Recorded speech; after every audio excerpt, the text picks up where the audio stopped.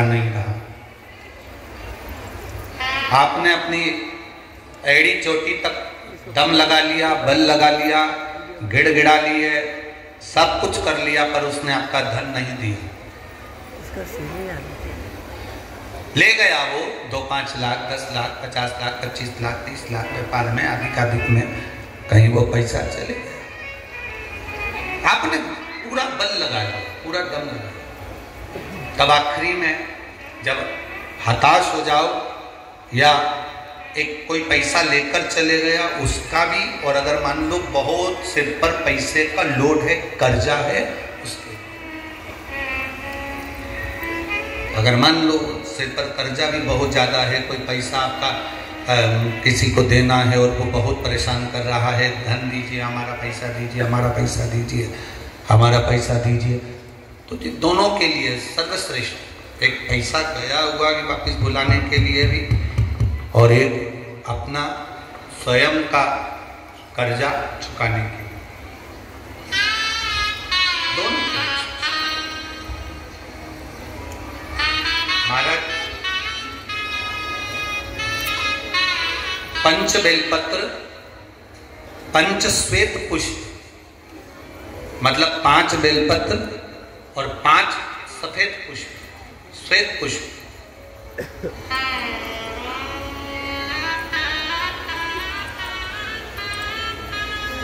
पंच हराद्री अक्षत, मतलब 5 चावल के दाने हल्दी में भींगे हुए, पंच बेलपत्र, पंच पुष्प और 5 हल्दी में भींगे हुए अक्षत के दाने। महाराज एकांतेश्वर महादेव, एकांत में कोई शिवलिंग हो तो, और अगर एकांत में शिवलिंग ना मिले और कोई शिवरात्रि आपके मध्य में आ रही हो, महाराज हर महीने शिवरात्रि आती है और महीने की शिवरात्रि पड़ रही हो और आपको एकांतेश्वर शिवलिंग भी नहीं मिल रहा, एकांत का कोई शिवलिंग नहीं मिल रहा, तो एकांत में कहीं जाकर एकांत के अंदर किसी मिट्टी का ही शिवलिंग का निर्माण कर ये 5 बेलपत्र, 5 श्वेत पुष्प, 5 हल्दी के चावल बाबा को अभिषेक पूजन करने के बाद धीरे धीरे समर्पित करें। क्रम क्या है? पहले हल्दी का चावल चढ़ेगा, फिर श्वेत पुष्प चढ़ेगा, उसके बाद में बेलपत्र चढ़ेगा।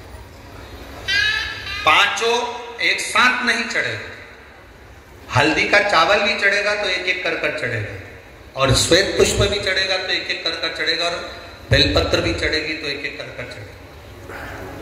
और जिससे हमें धन लेना है, जो लेकर चला गया, नहीं लाकर दे रहा, जो नहीं लाकर दे रहा, जिससे हमें धन लेना है, पैसा लेना, वो नहीं दे रहा, उसका स्मरण कर कर कितना है, क्या है, वो आप भावा से प्रार्थना करते। जब हल्दी का चावल चढ़ाएं तब आप श्वेत पुष्प समर्पित करें तब, और बेलपत्र समर्पित करें। या हमारे माथे पर कर्जा है वो चूके, उसके लिए भी आप बाबा से प्रार्थना करें। एक छत, एक पुष्प, एक बेलपत्र अपने झोली में बांध कर लाएं। बाकी का अगर आप एकांतेश्वर महादेव पर कर रहे हैं तो पैसा की वैसी रहने दें, और अगर शिवलिंग बनाकर पूजन कर रहे हैं पार्थिव, तो उस शिवलिंग का थोड़ी देर बाद विसर्जन भी करें। अगर पार्थिव शिवलिंग बनाकर कर रहे हैं एकांत में, एकांतेश्वर महादेव का शिवलिंग का निर्माण कर रहे हैं, तो फिर उसका विसर्जन करें। और अगर कहीं एकांत में शिवलिंग पहले से है तो आपको विसर्जन करने की जरूरत नहीं, आप चढ़ाकर बड़े प्रेम से प्रार्थना कर वापस। एकांतेश्वर शिवलिंग एक ऐसा होता है जो हमको बहुत सुख का अनुभव कराता, बहुत सुख।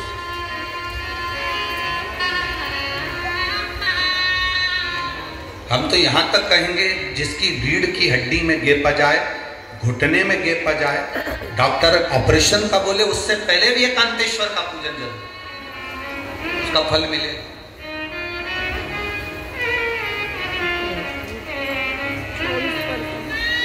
एकांतेश्वर महादेव सुख प्रदान करते हैं, आनंद। बोले एकांतेश्वर महादेव की, तो सुख का अनुभव करा।